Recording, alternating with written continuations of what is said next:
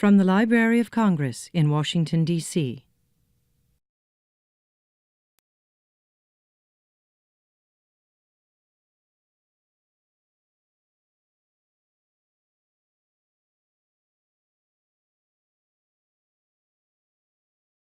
Hello, everyone. My name is Betsy Peterson. I'm the acting director of the Veterans History Project, and on behalf of the staff, I want to welcome you all here today. And I know we have a full and jam-packed program, so I'm going to try and be as brief as I possibly can. The Veterans History Project was founded by the United States Congress in 2000, and its mission is very simple and I think very powerful, which is to collect, preserve, and make accessible the personal accounts of America's war veterans so that future generations can understand the realities of war. And to date, since 2000, we have over 100,000 of those personal accounts in our archives, and excerpts of them are on the VHP website, so I want to invite all of you to come and listen to some of the interviews here or go on site and listen to them there. But we also present programs, which brings us to today, and I think today's panel is a perfect illustration or demonstration of our interest and desire to want to fully explore the realities of war. Today is Post-Traumatic Stress Disorder Awareness Day, and in honor of that, the VHP staff wanted to present a panel that explores those issues and its impact on veterans.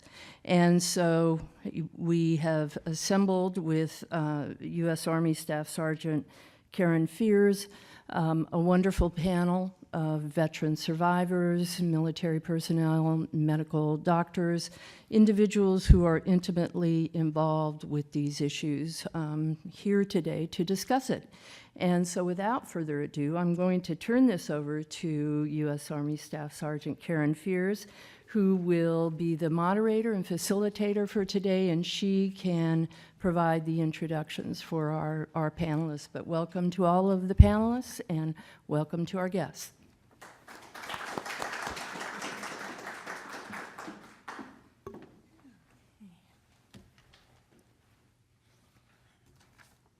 Well, good afternoon, everyone. Thank you so much for welcoming us here today.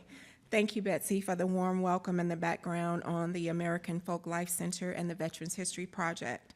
And thanks also to the staff, Angie Huber, Lisa Taylor, and everyone here who's put in this event together. This is really important work that we are all involved in. We all know that raising awareness of PTSD is the greatest thing that we can do to help our fellow veterans and those seeking assistance. I also would like to thank our four panelists for joining us and bringing us their personal and experiences and expertise to this event. I also served as a panelist exactly 2 years ago today here at the Library of Congress, and I'm truly thankful to God for being here. As a veteran myself who suffers from PTSD as a result of sexual assault in the military, this event is truly a platform to bring awareness of the severity of PTSD. And in my healing process, what I learned as one of the main concepts of overcoming PTSD is to confront it first versus suffering in silence. At the VA hospital in Seattle, I was a tester in this program called Taking Charge. And in this program, it had us to relive the scenarios of our assault while serving. It was a very difficult and emotional program, but it was certainly one that I'm very happy that I participated in. It helped me to establish my voice, how to set boundaries. It taught me self-defense and a plethora of many deliverables that I would not have been able to establish if I had not participated in a program such as this. In the research, I also discovered that over 100 women participated in this program. And unfortunately, this program dissolved in 2015 because of lack of funding. This is really a disservice to service members, both men and women, because I truly feel that the program like this will be very instrumental, not only for my recovery, but the recovery of others. Although this issue has been identified, there is still a tremendous amount of work to be done. and more importantly, veterans and their families should not have to suffer in silence. This is not an invisible issue. It is an issue that all of us should feel comfortable in speaking about openly via family, professionals, and fellow beings, and not be judged by the illness. So with that being said, I would like to share a few housekeeping items. This event is being recorded and webcasted via the Veterans History Project webpage. And if you enjoy the discussion, your friends and family can view it at www.loc.gov, as it is the Library of Congress website. The panelists serving today are professional experts in their field and can provide a wealth of information afterwards via business card, brochures, or actually just interacting with them. Each panelist will be presented 2 minutes to provide their overview of themselves, their services, and lead into discussion thereafter. In keeping track of time, I will use my tap on the imaginary watch wrist on my wrist as a timer. Okay. We would also like to conduct a Q&A session, and we would try to answer as many questions as possible. And if we happen to run out of time, please leave your questions with the LOC staff for follow-up. We would like to render the opportunity for everyone to speak. At the end of this event, there is a resource table in the back that has the Veterans History Project information and how to conduct military service interviews with veterans and how to participate in their mission. So in my opinion, this is a great day for us to come together and speak about this issue. And at this time, I would like to welcome the 2016 National Post-Traumatic Stress Disorder Awareness panelists. And we will start with Dr. Glenda Wren Gordon, Dr. Tara Goloski, Dr. Elspeth Ritchie, and Maurice DePaul. So we'll start with you, Dr. Well, good afternoon, everyone. I'm really delighted to be here today and very glad to have the opportunity to join this discussion, share my insights with you, and hear the questions that you may have. I come from Atlanta here today, where I work at the Morehouse School of Medicine as a faculty member in the Department of Psychiatry. In that capacity, I direct the Division of Behavioral Health at the Satcher Health Leadership Institute under the founding director leadership of the 16th Surgeon General, Dr. David Satcher. I also serve as the co-director of the Kennedy Center for Mental Health Policy and Research that was recently endowed with support from the Kennedy Forum and Patrick Kennedy. So I have some aspect of health policy perspectives that I hope we can bring to the discussion today. I'm also a veteran, a woman's veteran, and have the pleasure of starting the Women's Center of Excellence at Fort McPherson at the Atlanta VA, which is an interdisciplinary, interprofessional clinic that is amazing and designed to address that gap in the VA's ability to serve women veterans and their unique needs. So I have a lot of insights from my work with patients like yourself, who I have the great honor of helping walk them through their journey of recovery, and just looking forward to the discussion today. Wonderful, thank you, welcome. Okay, Dr. Goloski. Hello, I'm Tara Golubsky, and I'm also delighted to be here. It really is an honor and a privilege to be sitting at the table with such esteemed colleagues. I am the director of the Women's Health Sciences Division for the National Center for PTSD. That's located in Boston, so I flew in this morning as well. We can share a cab going back. And I'm also an associate professor at Boston University. I joined the VA fairly recently, actually, within the last 10 months, but I've been a contractor with the VA for many years in my former position as a professor in St. Louis, where I also directed the Center for Trauma Recovery. And my research program there is developing and testing interventions specifically designed to treat post-traumatic stress disorder, namely cognitive processing therapy.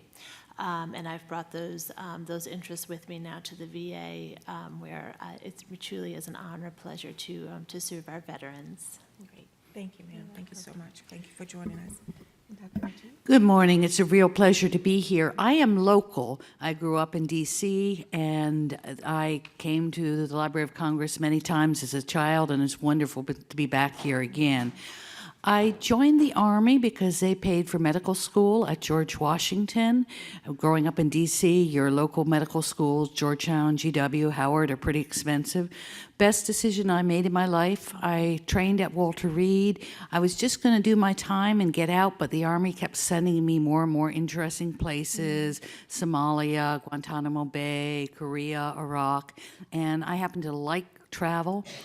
And then I retired in 2010 as a colonel, so yes, you can call me Colonel Ritchie. I like the title. And about 7 months ago, I joined our local Washington, D.C. VA. I sort of joke I went to the dark side. The VA has gotten so many hits on it, I figured I had to do something to, improve the system. And I actually really like it. Really good people and people trying hard. So I probably had the shortest ride here. I don't know about you, but a taxi ride of a few minutes. My other claim to fame is my great-grandmother taught James Billington, the historian of the Library of Congress, Russian. And so that's how he got to where he is today. Thank you. Welcome. Mr. DePaul. Hi, everyone. It's a pleasure to be here with you today and pleasure to be with my other panelists. So thank you for having me. So I joined the Marine Corps in 1997. I was a artilleryman and an infantryman based out of Camp Lejeune, North Carolina, so not too far from here. I'm actually from New York, so I took the bus down this morning, bought the tickets way too late for the train. But what I do, I'm a writer, so I'm a poet and I'm a playwright. And I came to writing completely by accident a few years ago, back in 2009. And I was at Columbia, that's where I did my undergrad, and the intent was to study history. I wanted to be a lawyer. And when we were waiting for the new GI Bill to come into place, I took the year off and found a writing workshop at NYU and kind of changed the direction of my life. Now, those workshops are not necessarily designed to be therapy. They're not supposed to be therapeutic. It's supposed to be professional level workshops. But I do know that people receive therapeutic value from them. So currently, I am the artist in residence at Theater Communications Group. We are the largest theater service organization in the United States. And we represent about 770 theaters or so. And we're prototyping a program called the Veterans in Theater Institute. What we're hoping to do is to expand theater, to make it more accessible to veterans, to build demand for theater in military and veterans communities. Writing workshops, acting workshops, and we're actually figuring it out now, but a little bit of workforce development as well. Great. Thank you. Thank you all for being here and joining us today. All right, so Dr. Golofsky, we're going to start with you. Okay, what has been your experience working with women veterans revealed in terms of challenges and successes that remain today? That's a great question. I'll start with successes. I'll start at the top. I have seen men and women, but women veterans' lives remarkably change. I look at post-traumatic stress disorder very much as something that does not need to be on someone's plate. And we can't change what happened to any given individual, that is for sure, but we certainly can take off that PTSD piece of it, and I've seen that happen. I'm a psychologist as well. I always keep a patient load. I really enjoy working with patients, and it truly, truly can remarkably change people's lives. The challenges are substantial. Coming into therapy is very expensive. Therapy is expensive in terms of cost, but it's also expensive in terms of your emotions and the time and the logistics. It's a process, and so I very much respect all of our patients' decisions, whether or not they want to engage in that process, but the challenges are to increase the access to good care. Great, thank you. Thank you so much. Okay. And Dr. Wren, in your professional opinion, what would you suggest is the most compounding women health issue, and particularly present now that comeback jobs are in the military that are open to us now? That's a really big question, but I think I'll answer that by referring to some recent events. I don't know if any of you followed the news and learned about the women who graduated from Ranger School in this past year. One of those women is Lisa Jester, who's a 2000 West Point graduate, so that was 1 year behind me, and she's actually a mother when she graduated from Ranger School. So I think for all of the years in which those debates raged on about whether or not women were capable of serving in the combat arms, I think that the tide has certainly changed, which is wonderful, but also brings a new wave of challenges.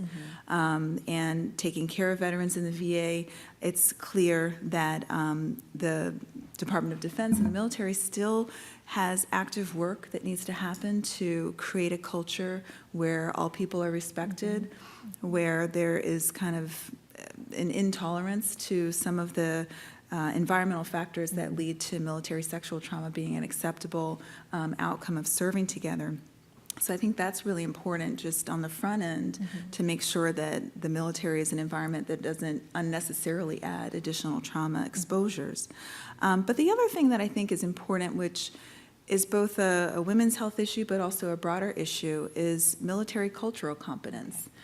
People often talk about that gap between people that have served in the military and those that just have no understanding. And I think as a healthcare provider, we have a responsibility, if we're going to take care of veterans, which is probably most healthcare providers, whether you know it or not, there's a responsibility to know something about their cultural identity, both racial and ethnic, but also how much, to what extent did they connect with their military identity.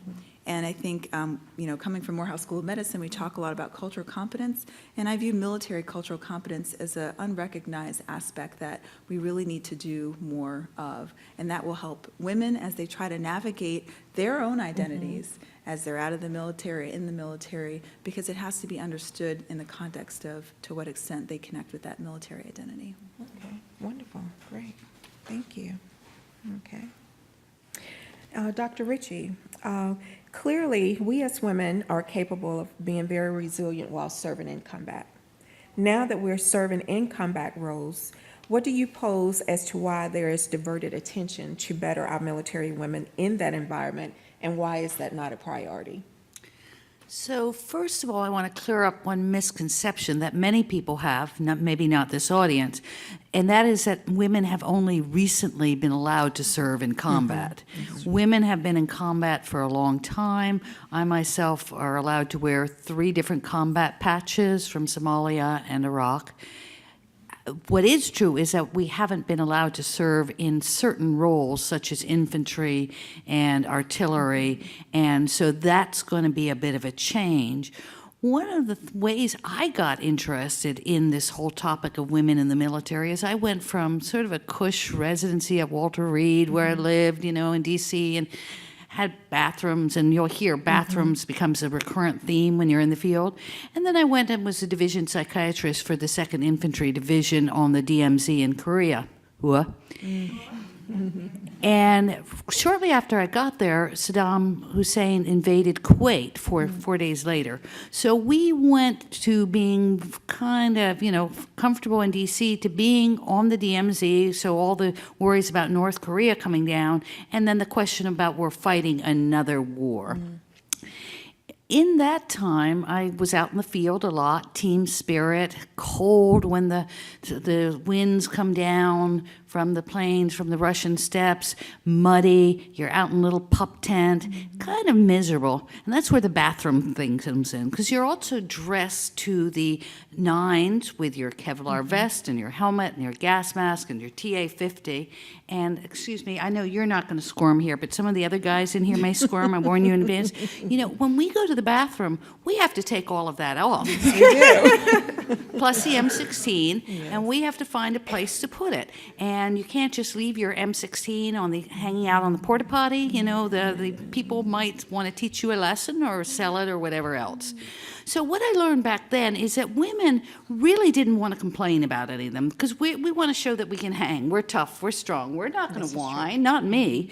And yet it was an additional burden. And shortening the whole discussion through the years, I've learned that we are at higher risk for urinary tract infections, for pelvic stress fractures. How do you manage your menses when you're in a deployed situation? All that. all the embarrassing stuff that people don't want to talk about. Now, the military, to its credit, did focus on this area back in the late 1990s, and there was a lot of research being done. And then what happened, 9/11 happened, and everybody went to war, first in Afghanistan and then in Iraq, and got real busy, and women's issues kind of went to the back burner. Besides, if they need a decent bathroom, do we really need them in the military anyway? And again, there was a cycle of women didn't want to complain, and because we were worried, we wanted to prove them ourselves. But what the military has also learned, and this is at the highest levels, I believe, is we need women in our ranks. We need them to do it right. And so interest has come up again.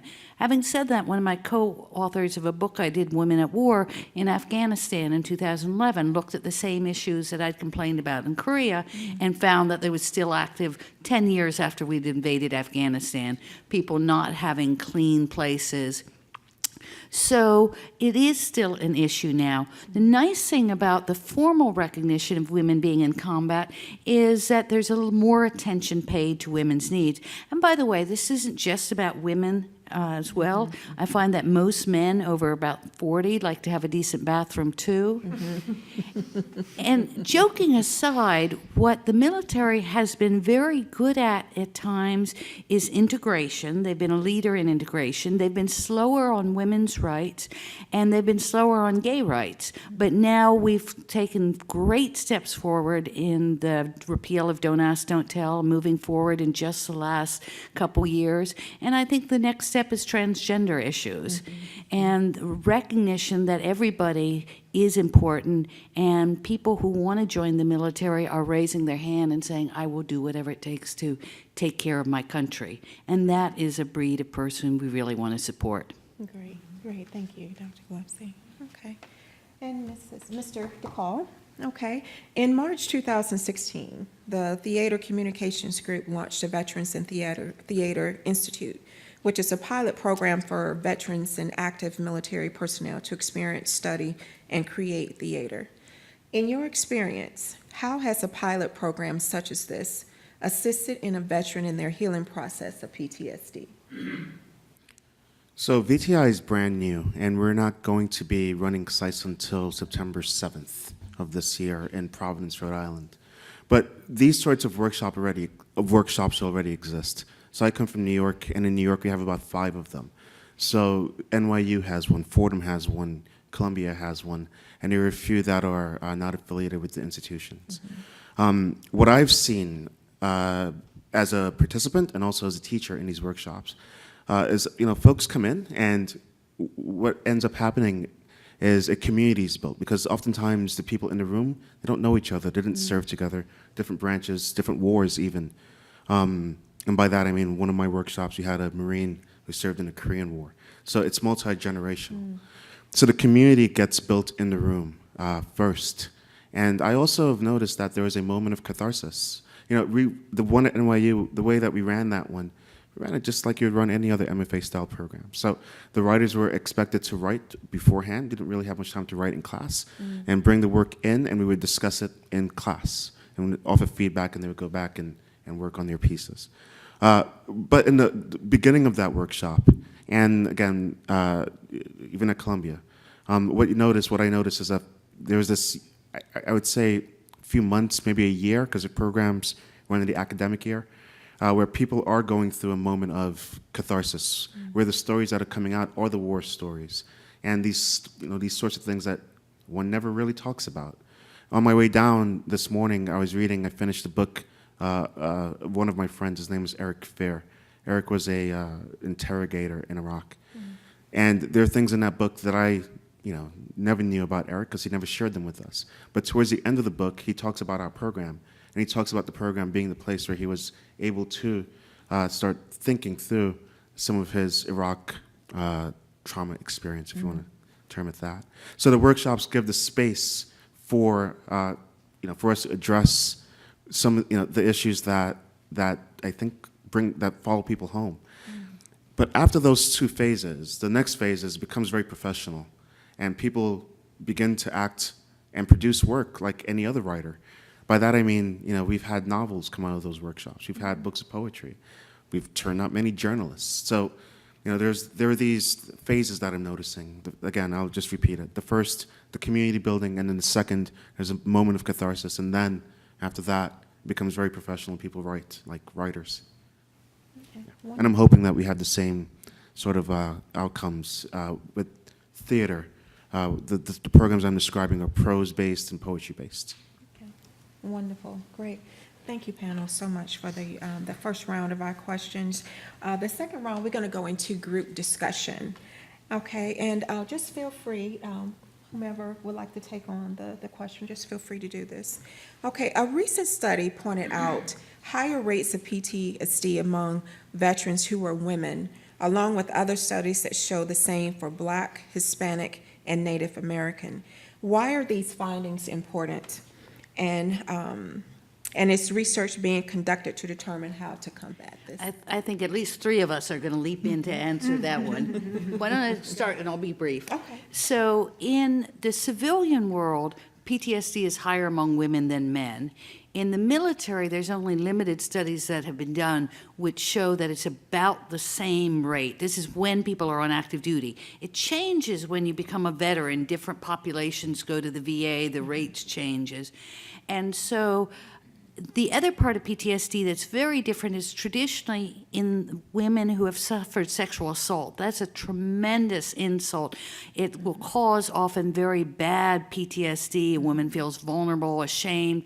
Well, if you're in combat, you usually have your buddies with you, you've got your weapons, you know what you're getting into, so you certainly have PTSD, but it's not as shaming an experience.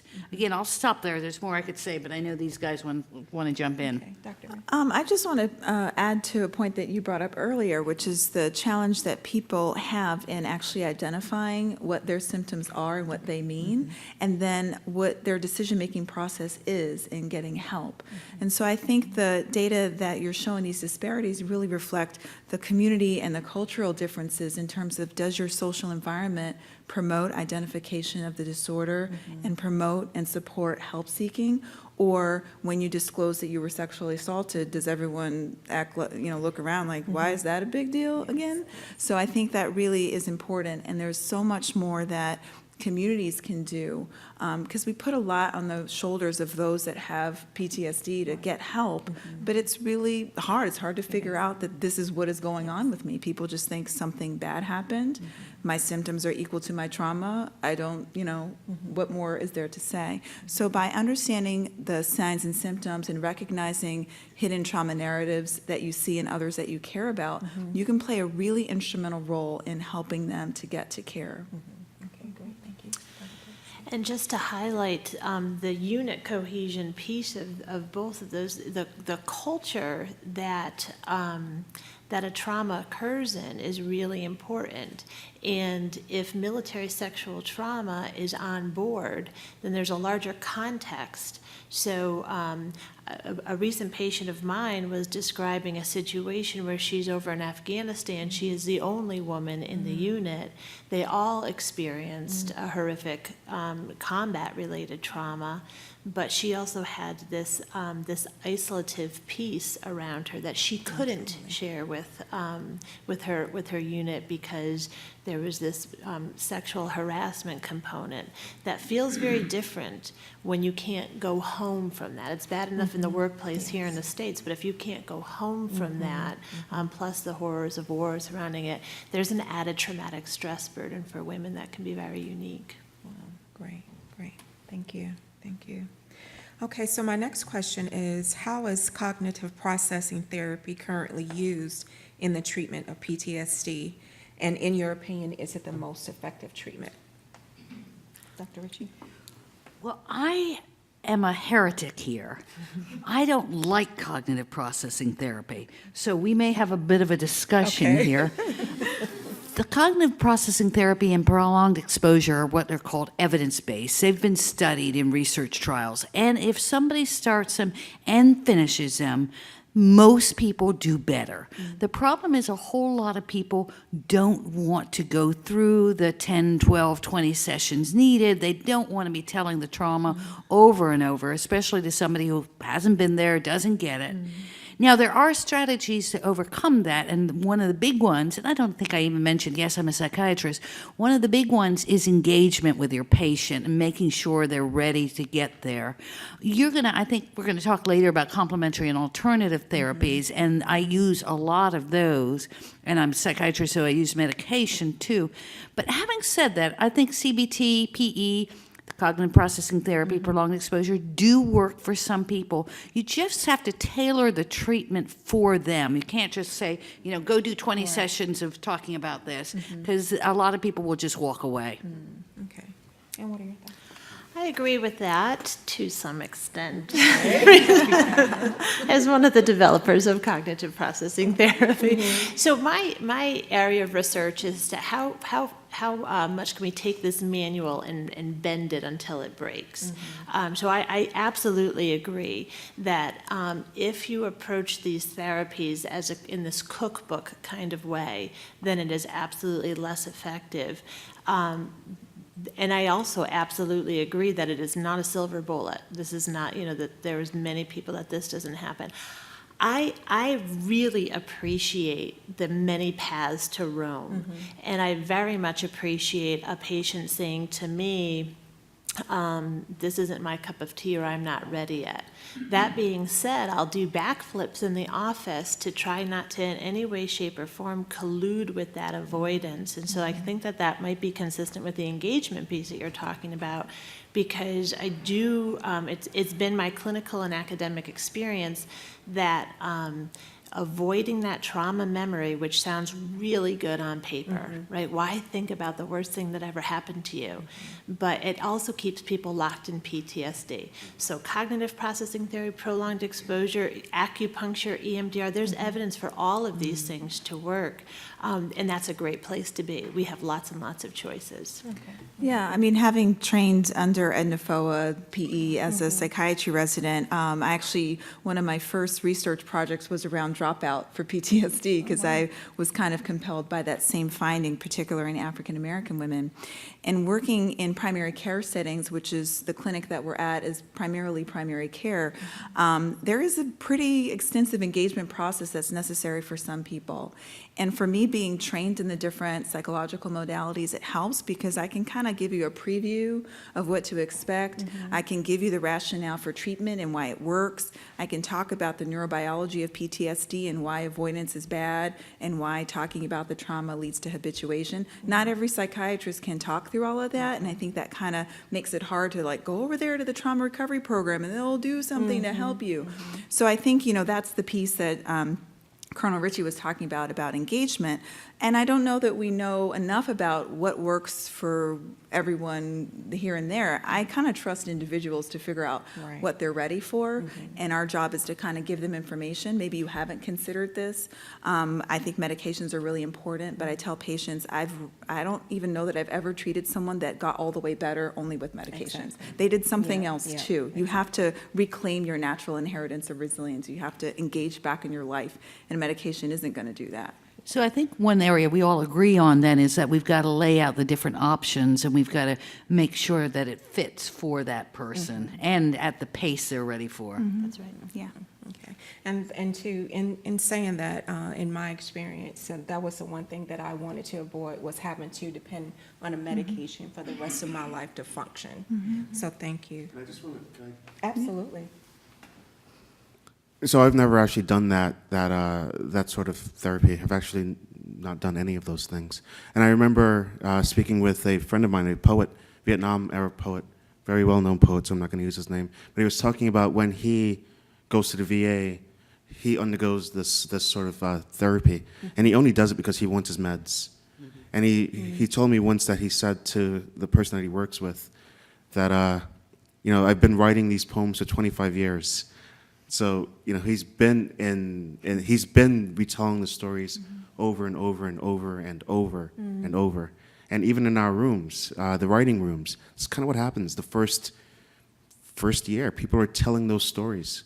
So I think we're doing that kind of work even in our own rooms, without necessarily maybe knowing it and not being super intentional about it. But what I've noticed is people will go to the war stories. When we start the rooms up, we tell them, you don't have to write about the war. You can write about whatever you want to write about. but it always is about the war. I mean, I run these workshops all over the country, and it's always about the war. So it goes. I think we're doing similar things, similar work. Okay, okay. And now, this is an open-ended question. What can we suggest to Congress to render more attention to issues involving PTSD in the military, both from combat-related trauma and trauma experienced through sexual assault and other abuse? Dr. Richard, we'll start with you. You may, but again, I'm going to be a little bit of a heretic on this because I think actually Congress has paid quite a bit of attention to post-traumatic stress disorder, traumatic brain injury, and suicide. Now, whether that's quite enough and whether it'll sustain, I don't know. An area that they don't think they've paid enough attention, which we've been looking at, is issues around sexual health and PTSD and TBI, either in people who have gotten blown up and lost their legs or their, excuse my language, their junk and are wanting to have a family, or many of the medications that are used for PTSD and TBI impairs sexual health. So I think there's lots of lip service paid to PTSD, but we need to take it a step beyond what conventionally you think about. About 2/3 of the suicides in active duty individuals are failure of romantic relationships. What we don't know is how much of that is related to impotence, problems with getting an erection, maintaining an erection, and how those problems can poison a relationship if they're not talked about. So I've got a book coming out this fall, Intimacy Post-Injury. How can you help people talk about these even darker secrets of PTSD, and then by talking about it, know how you can treat it and maintain the intimacy that's so important to all of us. Okay. Dr. Mansky, you have any thoughts on that? One thing that's occurred to me, and I don't know that this would necessarily take a congressional act, but being a newcomer to the VA and sitting through many hours of orientation and trainings and those types of things, most of actually which were very interesting. Everyone thought it was going to be bad, but it was actually very interesting. There is a climate and a culture in the VA that the soldier is a man. Every example is that I found myself and then the women, and how about the women, you know? And so I think that given that women are the fastest growing segment of the veteran and certainly active duty as well, population, I think that a concerted effort to recognize that that soldiers are men and women, and would make it much more of a safe place for women to come and take these kinds of issues. Sexual health absolutely is one of them. OBGYN needs to be expanded, but certainly also PTSD and really the full range of the women's health spectrum. Okay, Dr. Lynn. For me, one thing that I think hasn't gotten enough attention in terms of requirements is that issue of military cultural competence training, particularly among healthcare providers that serve veteran populations, of which now is pretty much everyone with the CHOICE program, and also for the fact that most veterans get their care outside of the VA. Working part-time at the VA myself, I have always been kind of confused as to why I have hundreds of required trainings on bloodborne pathogens and all kinds of things, but it was never part of the requirement of onboarding to have just basic knowledge. And as a psychiatrist, I have talked with colleagues who worked at the VA who don't think it's important. They don't think that it's necessary. And I think that that's kind of like a darker side to the healthcare field, but now there are resources.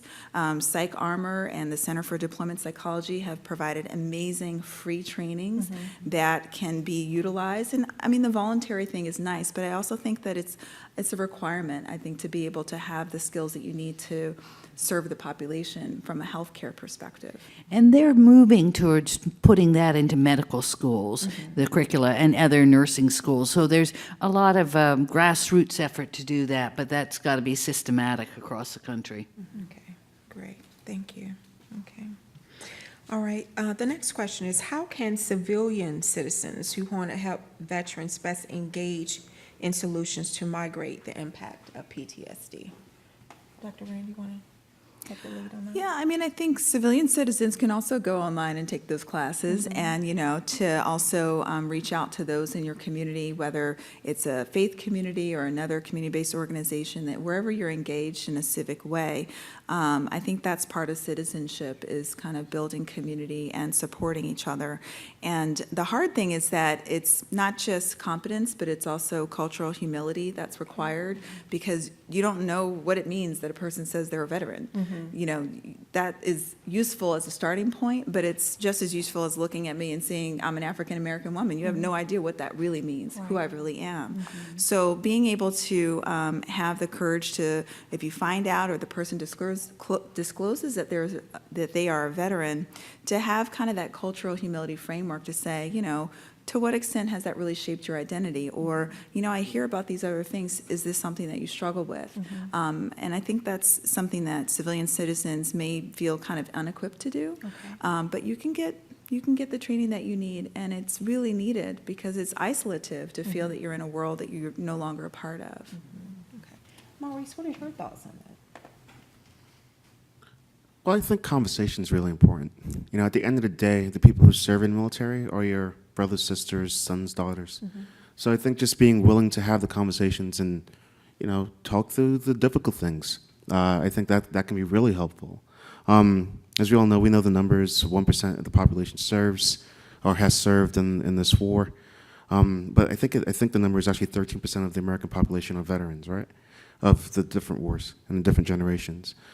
I don't know the exact percentage of the American population that is related to those veterans, but I'm pretty sure most of us have some sort of relationship. Even in my own family, I have 4 different touch points, not even my own, in terms of people who have served in the military. So I think just having those conversations, being willing to listen, being willing to not judge, I think can be really important. The public humanities, I think, can bridge that. There are programs that are happening across the country that intend to bring military and civilians together in the same room. Oftentimes, in my role, they're theater-based. So, you know, a show will be performed, and at the end of the show, there will be a talk back, and we'll talk about Ajax and what does Ajax mean to the vets in the room, but also to the civilians in the room in relation to each other. So there is ways to do these things, and people are already doing them. I do believe just having a willingness to listen and to engage in conversation is probably the first step. Let me add one point quickly, which is before you do anything, see what the needs are. There's often a lot of people who want to provide free something, send them to the veterans at Walter Reed who are just inundated with donations. And one need that is consistent and underappreciated, female veterans who are young, who have children, who are homeless. They often don't fit into the kind of Vietnam veteran SRO, single residency occupant, you know, and there aren't enough places for them.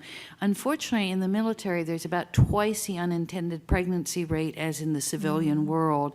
Many of those women can't juggle both couple small children and the military, and they may be single or divorced or perhaps married, but too many of them are out on the streets with the small children. So that's a really important need that isn't being addressed. And I think Dr. Ritchie said this earlier, the idea that give the veterans some space. The reintegration is a very different process across veterans in my experience. And as a college professor, we had a lot of student veterans. And so we got to see some of those processes, you know, juggling small kids, being a little bit older than the traditional student, for example, having to juggle careers and certainly education and so forth, and watching those worlds collide with individuals who hadn't served and trying to understand that military culture. So trying to find a common place to meet people where they're at and understand what it is that veteran needs. That might be very different from the next veteran's needs. Okay. We're going to have one more group discussion question, and then we're going to open the floor up for the audience. Are there alternative or complementary therapies that you believe are underutilized? There absolutely are. The challenge is with what's called integrative medicine or complementary and alternative medicine is that we don't have good science behind Much of it, though the science is emerging. So, for example, acupuncture and yoga, meditation, we now have the science to show that in some people, they're really helpful. One of my favorite pet therapies is working with dogs or horses. Cats don't do it, neither do goldfish. But there's a lot of, in a sense, biofeedback that you can do. There's controversy about service dogs. Another technique which is relatively new, it's called stellate ganglion block. It's a lidocaine in the stellate ganglion. I was quoted in Playboy recently in an article about it, and they called it the God shot because with some people it was really helpful to dramatically reduce their PTSD symptoms. Special forces won't go near a psychiatrist, but they'll go to somebody who will give them a shot to help with their knee pain, for example. So yes, there's a lot of good stuff out there, and that's another area we do need congressional support to get the funding. Unfortunately, pharmaceutical companies don't fund studies of dog therapy. And so we got to go there. Yeah. Yes, I think there's absolutely a place for these alternative and non-traditional routes. I just actually published a trial looking at hypnosis for PTSD sleep-related impairment, which is a huge problem. And we found my hypothesis was if we can get people sleeping better, right? We all feel better when we get a good night's sleep. Then people can engage with the process of recovery a little bit more. And that was actually funded by the Complementary and Alternative Institute at NIH, and we found that we were able to directly target sleep impairment that was very specific to PTSD, and people were able to get some restorative sleep, and that it didn't actually influence their ability to recover from PTSD. Right? CPT was quite even in that respect, but it did influence people's recovery and depression. And so it kind of had it lifted that added burden off of people's plates. So I think that there's all kinds of avenues, and the more choices we have, the better able we are to serve. Okay, thank you. And Dr. I really agree with everything that's been said. We're also doing research on sleep as a diagnostic and predictive tool for PTSD. There's work happening in the Atlanta VA around yoga, because again, it's building the evidence, but then you want to be able to fund the things that have evidence and not just continuing to support things that have been around for a long time but don't work for everyone. So I think it's good to continue to explore other options, especially when you see that there's still a lot of gaps in people not accessing care that need it. It's not always the person that's doing something wrong. Sometimes it's the treatment that's not been properly tailored. Strength-based interventions and resilience-based interventions also might be effective in their ability to kind of overcome some of the barriers. By connecting where people already feel comfortable, then you can introduce some of those effective elements of exposure-based interventions. So I think there's still a lot of work that we can do to develop effective treatments, and that includes a range of options. I work down in Southern Maryland now, one day a week, and Southern Maryland's kind of rural, Charlotte Hall. So I ask people what they like to do, and a fair amount like to fish or to boat. And they find that that's become their own self-guided. So I'll recommend, okay, let's make sure you do some more fishing. And at times with the PTSD, they'll be scared to go out of their house, so you have to help them bridge through that. But build on what people already know and enjoy. And we haven't mentioned writing as a therapeutic modality, but certainly writing and art therapy. Many people don't like to talk about what happened, but they can paint a mask. And so there's again, the theme here, a range of different options. Okay, great. Thank you. Maurice? Yeah, and I'll say again, with writing, as you mentioned, Dr. Ritchie, in my experience, in my personal experience as well, it can be very helpful. I'd never talked about the war. I was 6 years back from Iraq and never talked about it until I got to NYU and started that writing workshop. And they taught me how to write poetry. And then I started writing all of these poems. So yeah, writing art. I have lots of friends who are artists. They're sculptors, they're painters. The outdoors is also, I think, very helpful. There are programs that already exist. Outward Bound does these adventure programs throughout the country. You can go kayaking or sailing or mountain climbing or skiing or whatever it is that you want to do, and whatever kind of challenge you you want to challenge yourself physically, they can provide for you. So there are many different ways that I've seen with folks that I know, and even with myself. Okay, great, great. Well, thank you, panel. You've just done a wonderful job today. Thank you so much. And so at this time, we would like to open up the floor for any questions that the audience may have for any of the panelists. And it looks like they're grabbing a mic for the audience. And if we could just add, I always like to know who's asking the question, so if you could just introduce yourself briefly. Does this work? Hello? My name is Dr. Chris Nelson. Actually, I used to be a civilian psychiatrist, and for the past 5 years, I've been working at Camp Lejeune with the PTSD clinic, which I think is extremely gratifying work. And just wanted to say parenthetically that I totally agree with Dr. Wren that the military cultural competence piece is very much missing in that kind of work that I've been doing. And I have to say I've kind of learned from my mistakes as a civilian contract psychiatrist. But I think it's extremely exciting work, and if anybody knows other shrinks that are sick of what they're doing, want to do something else, I would suggest that they try to work with the PTSD population, because these patients desperately need the help, and they do get better. But I had a question for Dr. Golofsky about something that I've heard about, and that is something called accelerated resolution therapy, which is apparently a kind of a condensed or sort of compressed version of the standard prolonged exposure protocol. And I wonder if you had any understanding of whether that's proven successful so far, and if so, could we kind of beat this problem Dr. Ritchie was mentioning of people not being able to stay with like the 20 different sessions of prolonged exposure? Yeah, that's a good example of that.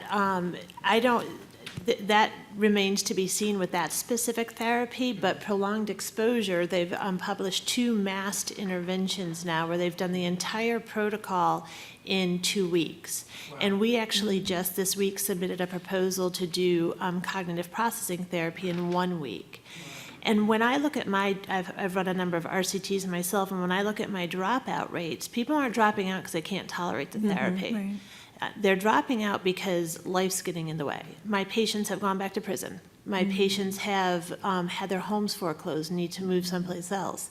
My patients have gotten a life-threatening medical diagnosis, and so forth. And so I think that is the solution to getting people engaged and getting people over that hump.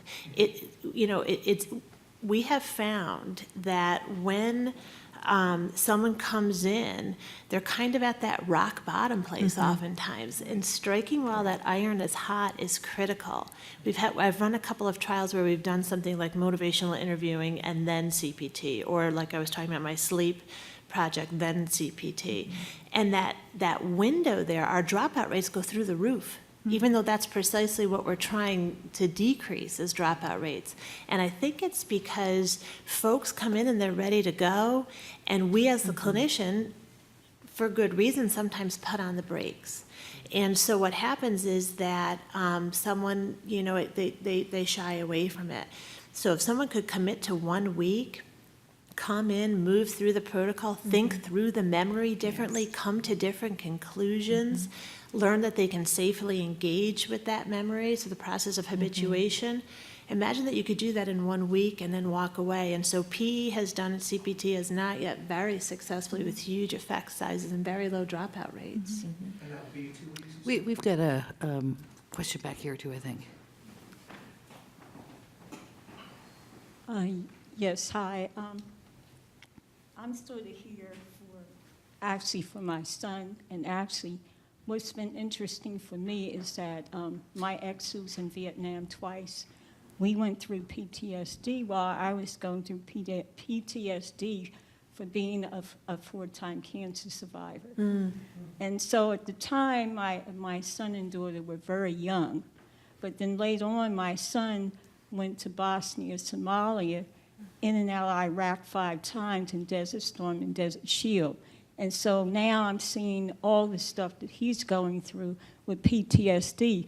One of the things I'm just trying to figure out is that with the VA hospital, are they not putting more money into programs to bring in more people, because it seems to be waiting lists all the time for them getting to workshops. So if anything needs to be done, Congress needs to put more money in that area so they can help them out there. Because it's really an in and out thing for my son. And I remember when he came just back from Somalia, he couldn't touch a baby for a long time because of what he saw. And being in Iraq and being Desert Storm and Desert Shield, and it's been really quite a ride.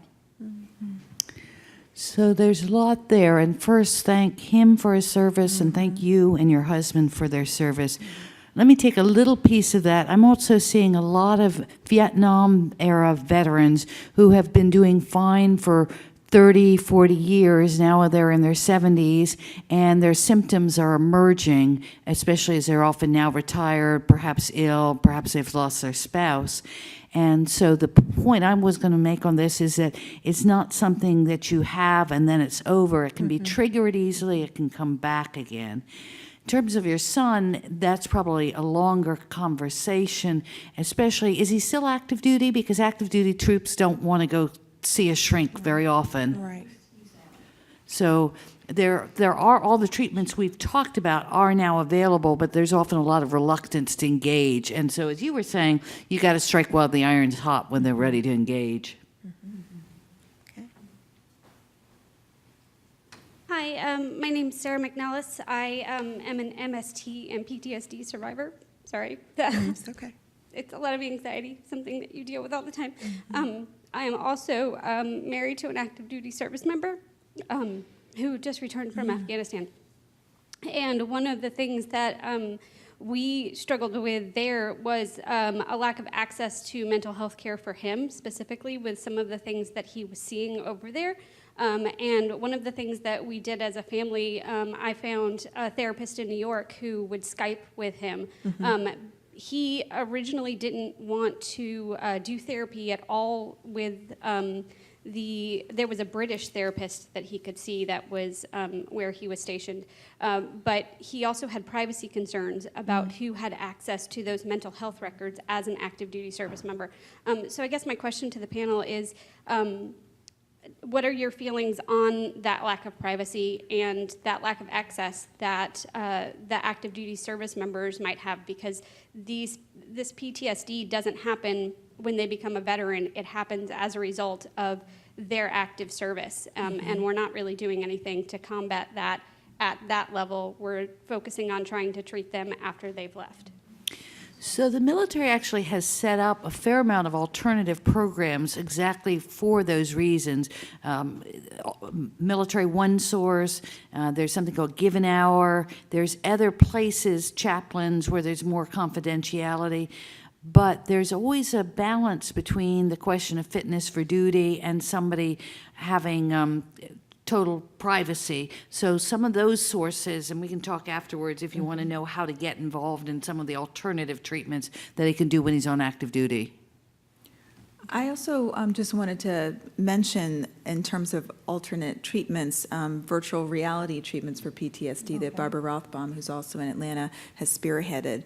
And that's also maybe more helpful for people that have combat-specific PTSD, for which that type of an approach, it also is a little different than the circle of a group and, exposure. I think the therapies really do vary, and that's another example of one that has incredible evidence and is very effective. And for those who didn't know, virtual reality, it's usually with a computer or TV screen, and there's a virtual Iraq or Afghanistan so that you can be exposed to, say, the sound of gunshots or explosions, but you can turn it up or turn it down as you can tolerate it. It also sounds like Skype was something that was helpful to him in a lot of these interventions. All of the evidence-based ones really have been tested using telemental health, and so there might be, if that might be an option down the road, if that was something that was palatable to him.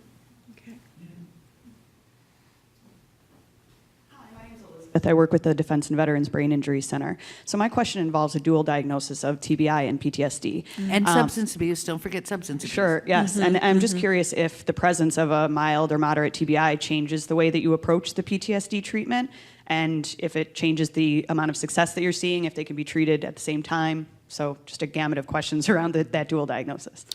So most of the patients I see are dual or triple or quadruple by diagnosis. I mentioned substance abuse. There's a lot of pain, disability in there. The modality that I use is no longer a, quote, pure PTSD. I don't know if there was ever pure PTSD, but we certainly will assess all of the different parts of this.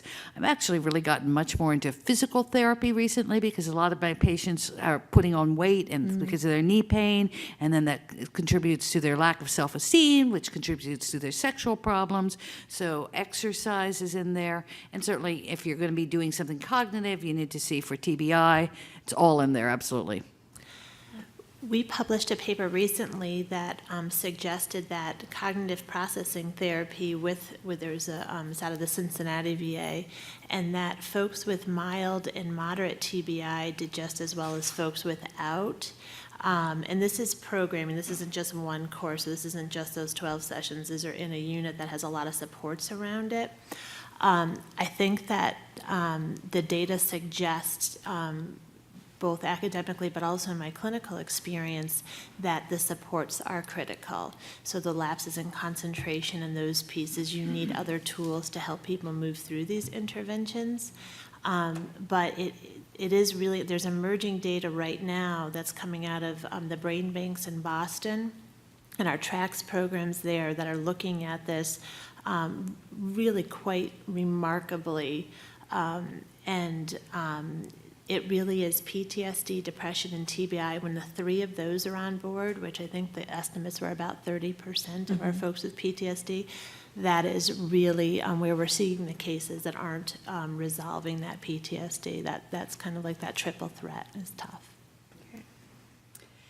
Maybe, I know we've got to end in a moment. One way to think about this is you hear about the signature wounds of the war being PTSD and TBI, but my former boss, the Surgeon General of the Army, General Schoonmaker, used to talk about the blast as the signature weapon of the war, which causes not only PTSD and TBI, but also hearing loss because your eardrums get blown out, maybe facial disfigurement, burns, of course, the loss of legs, the loss of genitals. So it's a little bit different than other wars. People who survived this war, they would have died in other wars. You go to Walter Reed and you see the triple amputees. So these can be really, really complex cases. And PTSD is but one part of the whole. Okay. Oh, great. Okay. All right, then. Well, I just want to take this opportunity to thank all of the panelists who shared with us today. And I'm truly humbled to be here and to serve in this capacity because this is therapy for me. The more I'm able to speak about PTSD as a result of sexual assault and sexual intimidation, rape, or whatever the case may be, it helps me to heal. And so I'm just hoping and praying that that would be an outlet for anyone else who's out here experiencing the same thing. So Dr. Wren, I want to thank you for being here with us today, Dr. Golofsky, Dr. Ritchie, and Maurice DeCall. And thank you guys so much for joining us today. And you can just meet with the panelists afterwards. Thank you so much. This has been a presentation of the Library of Congress. Visit us at loc.gov.